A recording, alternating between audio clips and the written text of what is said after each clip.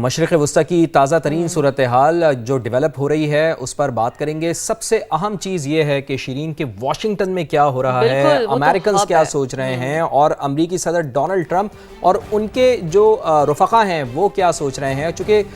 امریکہ اور ایران کے درمیان ہونے والے مذاکرات پر بات کرتے ہیں۔ واشنگٹن میں موجود سما کے نمائندے اسفر امام صاحب، تو اسفر صاحب ہمارے ساتھ موجود ہیں۔ اسفر بھائی بہت شکریہ آپ کے قیمتی وقت کے لیے۔ سب سے پہلے تو یہ فرمائیے گا کہ امریکی صدر مذاکرات کی بات کر رہے ہیں تو دوسری طرف مزید حملوں کی دھمکیاں بھی دے رہے ہیں، آخر امریکہ میں ہو کیا رہا ہے؟ امریکی صدر ڈونلڈ ٹرمپ کیا سوچ رہے ہیں، ان کے رفقا ان کو کیا مشورہ دے رہے ہیں، اور کیا آپ سمجھتے ہیں کہ یہاں پر لوگ یہ سوچ رہے ہیں کہ جو اب آج بات کی ہے تازہ ترین ڈونلڈ ٹرمپ نے، وہ کہہ رہے ہیں کہ 10 دن کی جنگ بندی ہے اور 10 دن تک ہم ایرانی جو تنصیبات ہیں، توانائی کی تنصیبات، ان کو نشانہ نہیں بنائیں گے، تو ہو کیا رہا ہے امریکہ میں؟ جی، امریکہ میں ایک طرف تاثر یہ دیا جا رہا ہے کہ ایران سے مذاکرات ہو رہے ہیں، بلکہ یہ مذاکرات ایران سے اس طرح ہو رہے ہیں کہ خود ایران کی خواہش پہ ہو رہے ہیں۔ انہوں نے یہ تاثر بھی دیا کہ ایران کی درخواست پر ہم نے حملوں کی مدت میں مہلت میں اضافہ کیا ہے۔ تو یہاں اصل میں صدر ٹرمپ کی ایک مجبوری ہے کہ عوامی سطح پر ان پہ سیاسی سطح پر دباؤ بڑھ رہا ہے جنگ کے حوالے سے، کیونکہ جنگ کے اثرات تو بہرحال امریکہ میں ہے، مہنگائی میں اضافہ ہو رہا ہے، پیٹرول کی قیمتیں بڑھ رہی ہیں، اور پارلیمنٹ جو ہے وہ جنگ کے اخراجات منظور کرنے کے لیے تیار نہیں ہے۔ تو اس ساری تناظر میں صدر ٹرمپ جو یہ تاثر دے رہے ہیں کہ ہم نے جنگ میں کامیابی حاصل کی ہے اور وہ مزید کامیابی حاصل کرنے جا رہے ہیں، لیکن ساتھ ساتھ مذاکرات کر رہے ہیں۔ یہ تاثر دینا اس لیے بھی ضروری ہے کہ آج یہاں امریکہ میں اسٹاک مارکیٹ مکمل بیٹھ گیا نا، تو اس میں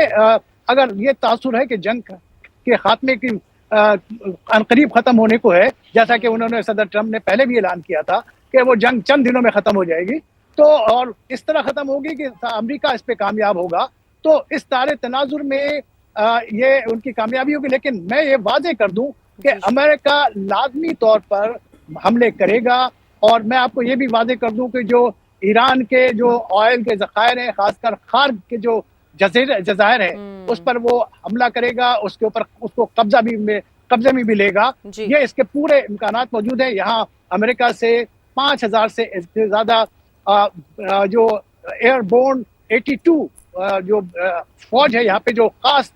تربیت یافتہ قسم کی فوج ہوتی ہے، وہ اس خطے میں بھیج دی گئی ہے۔ یہ اس بات کی نشاندہی ہے کہ امریکہ ایک بڑا حملہ کرے گا، اور خاص پر جو خارق کے جزائر ہیں اس کے اوپر قبضہ کر کے، جہاں سے تیل کے بمبے پہ قبضہ کیا جائے گا، جو کہ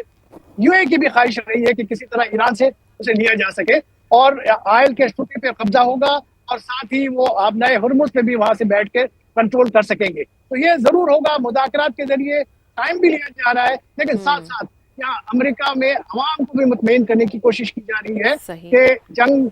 بہت جلد ختم ہونے کو، اور امریکہ اپنے مقاصد حاصل کر رہا ہے۔ اور اس طرح یہاں باقی رہ گیا کہ یہ بات ذرا یہ بھی بتا رہے ہیں کہ جو جنگ میں استعمال کرنے کے لیے جو گولہ بارود ہے یا انٹرسیپٹرز ہے، میزائل ہے، اس کی بھی کمی ہو رہی ہے، اس کو کمی پوری کرنے کے لیے بھی وقت درکار ہے۔ لیکن یہ سب ثانوی باتیں ہیں، اصل بات یہی ہے کہ امریکہ کے اندر خود عوامی سطح پہ جو مزاحمت ہو رہی ہے، اس مزاحمت کو مطمئن کرنے کے لیے، لوگوں کو مطمئن کرنے کے لیے یہ مذاکرات کی راہ اختیار کی گئی ہے۔ لیکن امریکہ اس خطے میں لازمی طور پہ وہاں پہ جائے گا، اور پورے آئل کے جو وسائل ہیں اس کے اوپر قبضہ کیا جائے گا۔ میری اطلاعات یہ ہے کہ امریکہ بالکل اسی طرح جس طرح عراق میں اور سوڈان میں اور مختلف ممالک میں ہوا، ایران کے اندر مختلف علاقوں میں مختلف لوگوں کی حکومتیں بن جائیں گی، مختلف لوگوں کی عملداری قائم ہو جائے گی، مختلف گروپ مختلف علاقوں میں دستیاب وہ ہوں گے، اور اس کے اثرات ظاہر پاکستان پہ بھی پڑیں گے۔ اور بلوچستان کی بات آتی ہے کہ بلوچستان کے راستے سے جب کچھ اپنے عزائم کی تکمیل کے لیے امریکہ اقدامات کرے گا، تو اس کے پاکستان کے اوپر بھی اثرات ہوں گے، اور ایک خانہ جنگی کی کیفیت پیدا ہوگی، جیسا کہ عراق میں ہوا ہے ماضی میں، اور سوڈان میں ہوا، آپ نے لیبیا میں دیکھا ہے، اور یہاں شام میں دیکھا ہے۔ تو وہ اسی طرح کی صورتحال ایران میں کی جائے گی، اور یہ اس کے پورے واضح طور پہ آثار یہاں موجود ہیں۔ بالکل۔ اچھا اسفر صاحب،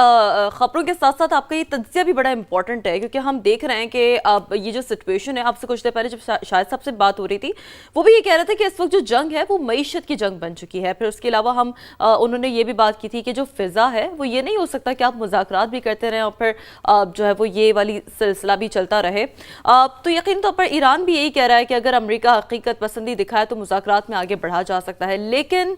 जो सिचुएशन वाशिंगटन से बराह रास्त आप हमें बता रहे हैं असफर साहब, वो तो इस जानिब बढ़ते हुए नजर नहीं आ रही है। आगे मामला फिर आपको क्या लगता है किस जानिब बढ़ सकते हैं? क्योंकि ज़रा अमेरिका को अवामी सेंटिमेंट भी देखना है और फिर खित्ते की जो सूरत हाल है वो भी इस तनाजुर में देखा जाए तो वो नहीं है कि इस सिचुएशन में आगे बढ़ा जा सके।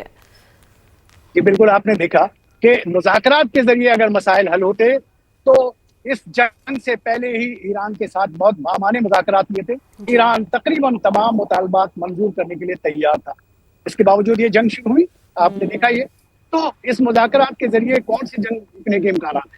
अपने मकासद अमेरिका हासिल करेगा और उसके नतीजे में जैसे मालूम है कि वहाँ पे एक कमज़ोर हुकूमतें बनेंगी, डिवाइडेड हुकूमतें बनेंगी, मुख्तलिफ इलाकों में मुख्तलिफ लोगों के मलदारी होगी, उनके आपस में लड़ाइयाँ भी होंगी, किसी ग्रुप को कोई सपोर्ट कर रहा होगा, किसी दूसरे ग्रुप को कोई और सपोर्ट कर रहा होगा, और उसके नतीजे में एक खाना जंगी सी की कैफियत पैदा होगी। और बिल्कुल इनको कैलकुलेशन है कि वही सूरत हाल होगी जो इराक में हुई और दूसरी सूरत हाल में हुई। तो जंग अभी खत्म होने नहीं जा रही, आप देखिए उसके असरात पाकिस्तान में पड़ेंगे। पाकिस्तान पे पेट्रोल के किल्लत का सिलसिला शुरू हो गया है और मुस्तकबिल में ये संगीन सूरत हाल संगीन होती जाएगी, क्योंकि जाहिर है पेट्रोल की खपत में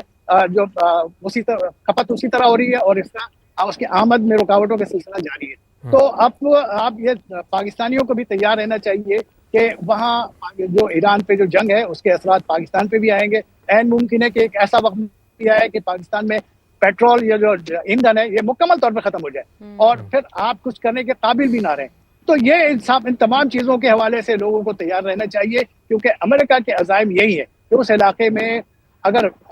फौरी तौर पे ईरान सरेंडर करे, गैर मशरूत तौर पे, जो कि नजर नहीं आ रहा है कि ईरान सरेंडर करेगा, उसकी वजह बुनियादी तौर पे ये है कि चेन ऑफ कमांड वहाँ पे कोई एक नहीं है। उन्होंने खुद डिवाइड कर दिया है, मुख्तलिफ इलाकों को आज़ादी दी है कि वो अपने तौर पर फैसले करें, अपने तौर पे कार्रवाइयाँ करें। तो आप देखेंगे कि इन कार्रवाइयों को इलाकाई बुनियादों पे और ज्यादा इस्तेकाम मिलेगी और उसमें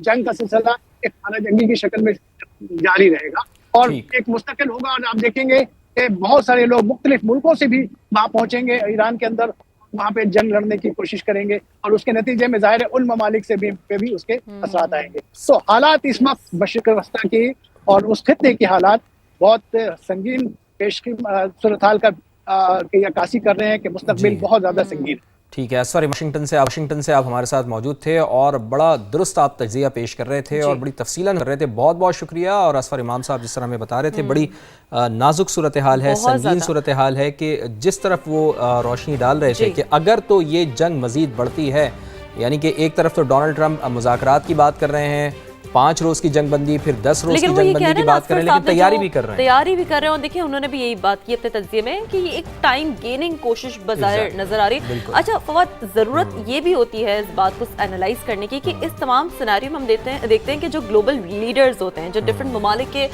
लीडर्स होते हैं, उनकी तरफ से क्या स्टेटमेंट्स आते हैं, क्योंकि ज़ाहिर है एक अवामी प्रेशर तो उनके ममालिक पर भी होता है। अब तुर्क सदर रजब तैयब एर्दोगान की जानिब से कहा गया कि ये जंग इसराइल की जंग है जिसकी कीमत पूरी इंसानियत अदा कर रही है। ईरान में बहने वाले आंसू खित्ते में मुसलमानों के आंसुओं से मुख्तलिफ नहीं है। एक बहुत बड़ा और कह सकते हैं कि इमोशनल स्टेटमेंट भी है जो कि जाहिर है जो एक मुस्लिम सेंटिमेंट है उसे कनेक्ट करते हुए तुर्क सदर ने बिल्कुल। और हमलों ने खित्ते को शदीद बहरान से दो चार कर दिया है। ईरान पर मुसल्लत की गई जंग ने हमारे खित्ते को खून में डुबो दिया है। सदी के सबसे मुश्किल तरीन हालात से हम लोग गुजर रहे हैं। तुर्की अपने ब्रदर ममालिक को मुश्किल वक्त में तनहा नहीं छोड़ेगा। ये बात बिल्कुल दुरुस्त है रजब तैयब एर्दोगान की कि हम ये देख रहे हैं कि 1970 में जो ऑयल का बहरान